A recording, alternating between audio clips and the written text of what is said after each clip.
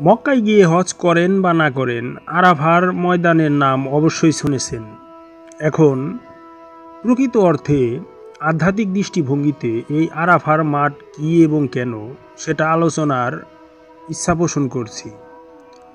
আরাফা অর্থ জানা, অজ্ঞাত বিষয় সম্পর্কে জ্ঞাত হওয়া, জীবন রহস্যের সকল বিষয় জানিয়া লওয়া। যে মাঠে অজ্ঞানতার পর্দা উন্মোচিত হইয়া জ্ঞানের উন্মেষ হয়, তাহাই হচ্ছে আরাফার মাঠ। অবশ্য কোনো মাঠই স্বাভাবিকভাবে অজ্ঞানতার পর্দা উন্মোচন করে না। ধর্ম সাধনার একটি অনুষ্ঠান হিসেবে যে মাঠকে সাধকের আত্মজ্ঞান উন্মোচনের জন্য বিশেষ মনোভাব গ্রহণের ব্যবস্থার নির্দেশের দ্বারা নির্দিষ্ট করা হয়েছে, তাহাই আরাফার মাঠ নামে খ্যাত।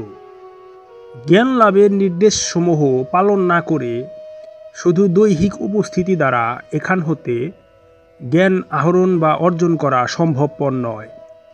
আপন দেহমনের গতি প্রকৃতির বিশ্লেষণের মাধ্যমেই জ্ঞানের উন্মেষ হয়।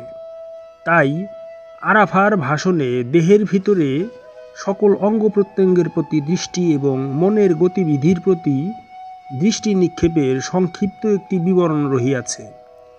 নিজেকে না চিনলে আপন রবকে কখনোই চেনা সম্ভবপর নয়।